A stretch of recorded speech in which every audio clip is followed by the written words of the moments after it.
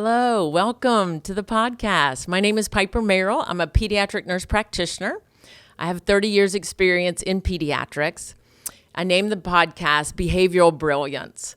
My goal in that is that we can shine some light on behavior, evaluate behavior, look at mental and emotional health in the light, not hiding it. We've all experienced a little anxiety and a little fear in life, and that's normal. It's normal. So it doesn't mean you're pathological or you have a pathology with your brain because you've experienced anxiety and fear. So I know I did a whole podcast on that, and I hope you enjoyed that. My primary goal in the podcast is really helping the parent-child relationship. This is so important. Why is behavioral health, mental and emotional health so important for all of us? Is that life is all about relationships. And the most important relationship is really to ourselves, to ourself. Can we start being kind to ourselves? Talk kind to ourselves. When we're going through anxiety and fear, many times we can attach shame to that. So important that we learn to be our own best friend. The advice we'd give to a friend in those times is so different than the advice sometimes we give to ourselves.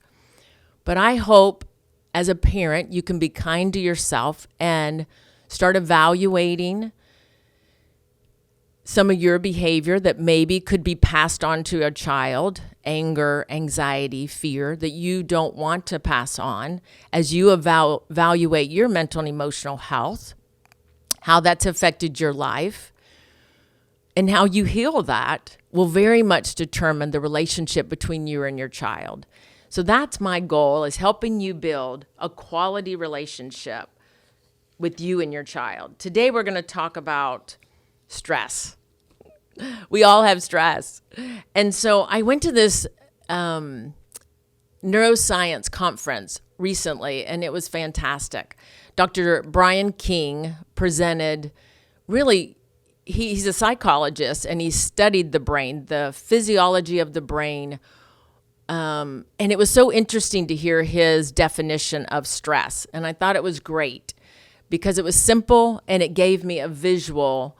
So when I'm stressed, I kind of know this is what's going on in my body. This is what's happening to my brain. How can I control it and not let it get the best of me? So let me just jump in. So he talked about the simple definition of stress is our brain's response to a perceived threat. The key to understanding our body's response is important. Why does my heart start racing? Why does my blood pressure go up? Why do I have all these feelings inside? It's my brain, and it's actually, so I'm going to give you kind of an analogy of the brain, and this is how he described it, and I thought it was brilliant. The actual analogy comes from Dr. Daniel Siegel, but many people in behavioral health use this. So I want you to picture my hand is the brain, right? This is called the amygdala. It lies deep within the brain, and it is the limbic system. It is the unconscious part of the brain that is all emotion. It's primitive. It just reacts to everything in life.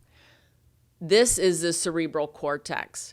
This is the thinking part of the brain, really sits in the frontal lobe of the brain. This takes a while to develop. This is the conscious thinking part of the brain. And at various ages, really aging 3 to 5 is when this can start coming into play, the thinking part of the brain. And then this is the brain stem. And this is where it goes to the nervous system, which produces all these biological effects of stress, the increased heart rate, the sweat, I can't think straight. And it's called the fight, flight, or flee sensation is what we experience when we experience stress. So this is the brain. And what stress is, the brain just senses a danger, a threat. Now, whether that's a bear coming at you or whether that is a perceived threat. And Dr. King says in all his study, he, like I said, is a psychologist, clinical psychologist, also a researcher. So he really focused on what's going on in the brain when I experience stress? And he said, really 80% of what we stress about puts our brain into a fight, flight, flee mode is perceived threats. It's not actually a bear. But here's the thing about the brain. The amygdala does not know if it's a perceived threat or it is, meaning traffic. I'm sitting in traffic and now I'm thinking, you're in my way, car. Why can't you go faster?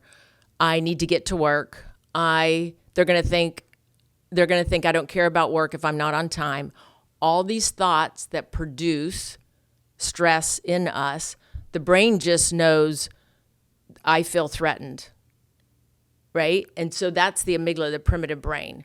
What he's wanting to teach us and what we'll learn is how do I, in those moments, take control and not flip my lid, but keep the clear thinking of the conscious brain in those situations. So it's important for us to evaluate. I've kind of learned this. When I'm in traffic or when I'm starting to feel my thoughts escalating, and we feel that if you're driving in a car, whatever's making you anxious at work. I have situations at work that make me anxious. I tend to work really fast, and I want other people to work fast, and they don't always do that. So, and when we feel this anxiety stirring up in us, if we will stop and think, what are the expectations that I'm putting on myself right now? What am I saying to myself that's creating this anxiety in me? We can usually feel it when we start to escalate. Our shoulders get tense, our body gets tense. You may start sweating.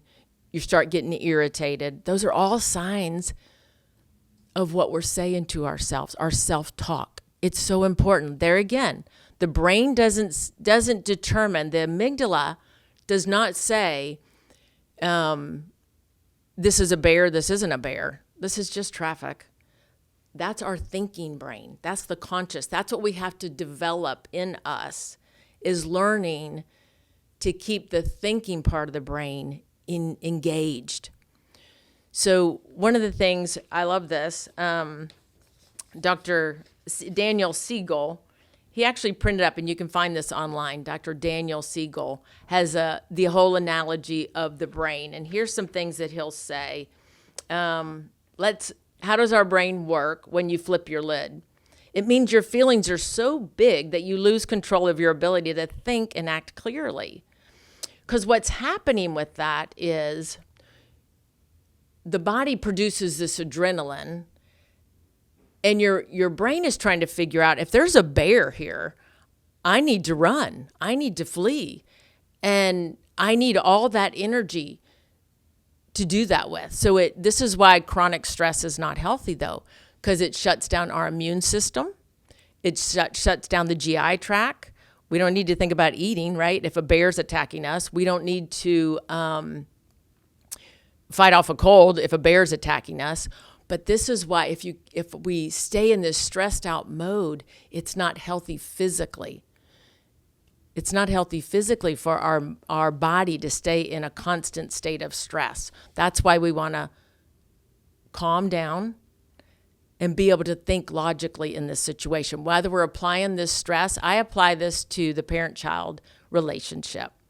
So I will say in many of the podcasts, parents, we got to have self-control. This is for all of us. This is for all of us.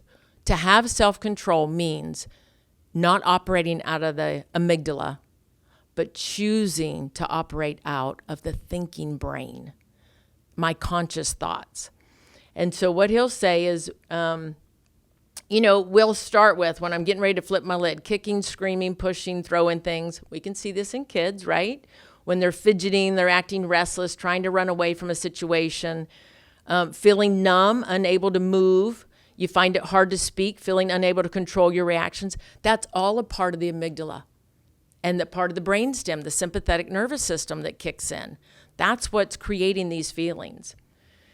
So I thought this was interesting. So, many times, therapists, doctors, providers, we will put patients on beta blockers when they have a fear of speaking in public. What that does is tell the brain there's no bear. Because what it does, a beta blocker lowers the heart rate.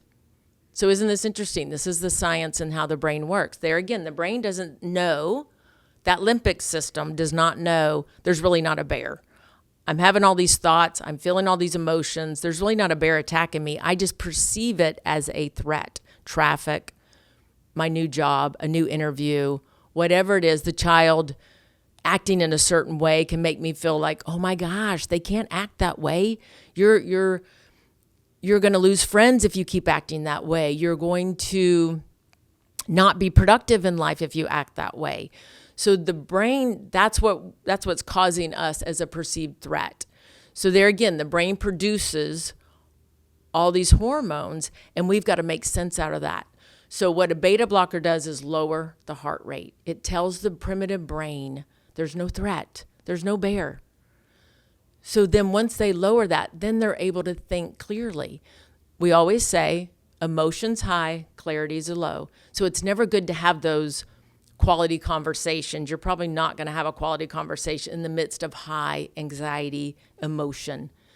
You got to bring the emotion down, and then you can think clearly to have those vulnerable conversations, calm conversations that create connection. Our goal in life for all of us is connecting. We all want to connect to others. We want to belong. We want to feel like we're a part of the tribe. We're a part of whatever group we're in. And the only way to do that is to bring the emotions under control and have intentional thinking patterns. Here's some strategies for that.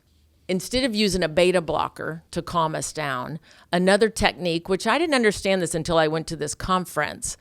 People always say, take deep breaths. Well, breathe deep. Well, in the moment when you're all stressed, that just doesn't feel right. So here I am. If you can explain the science behind it, I'm more apt to participate in it. So Dr. Brian King says what happens is when we take a deep breath, it lowers our heart rate. A deep breath lowers the heart rate, relaxes the muscles, tells my brain there again, there's no bear. I'm not in any threat physically to where I need to ignite my fight, flight, and flee mode. Once I relax, then I can logically think through this situation. Me getting upset in traffic is not going to help it. It's not going to change the situation. And so I've learned as I'm driving even, which all of us, that can be a legit source of stress. But in other situations, going into a new situation, a party where I don't know people, kids going into a new school, all these things can be perceived by the brain as a threat and causes all this emotion and reaction in us. But now I've learned I tell myself, and I think it's important that you say it out loud, there's no bear. There's no bear. I'm okay. I'm okay. I'm going to think through this. What's making me afraid? What am I saying to myself? What's all the self-talk that's stirring up these emotions that's creating in the panic? I'll go back to my experience when I started having panic attacks when I was a hairstylist.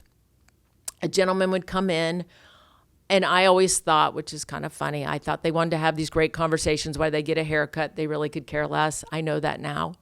There again, those are what happened in my early teens, right? And so what would happen, though, is I would have the thought, they're going to think I'm stupid.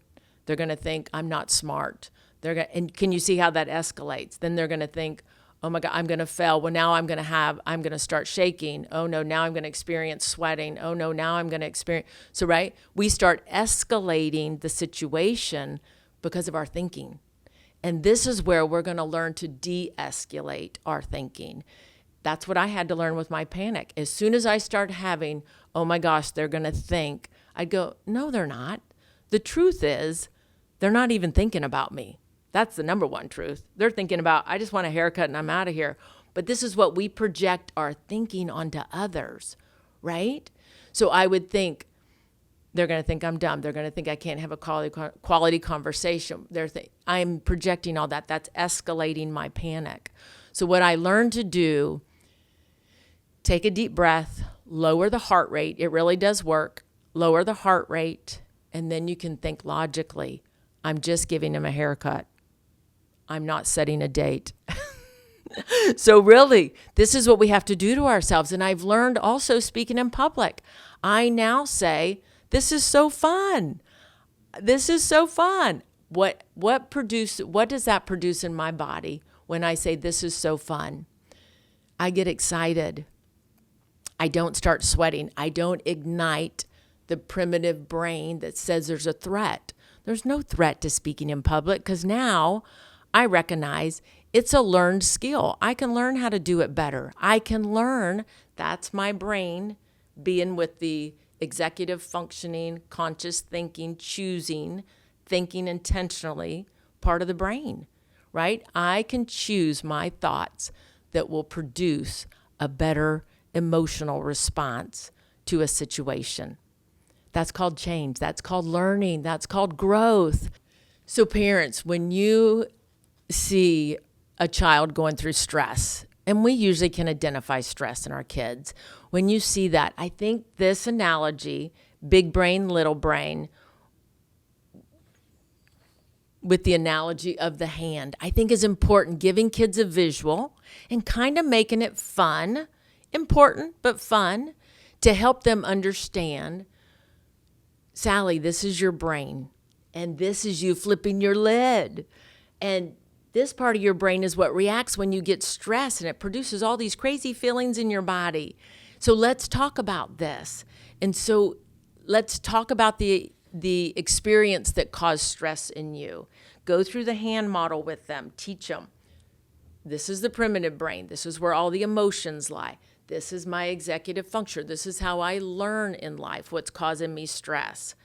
This is the brain stem. That triggers things in our nervous system called the sympathetic nervous system that creates the increased heart rate and all the physical feelings. So go through that with them. And then when you see yourself, John, when you see yourself starting to feel anxious and you want to kick and scream or hit or fidget, or you can't stop some of these feelings of restless, I want to run away, this is what I want you to do. I want you to take a deep breath from the activity.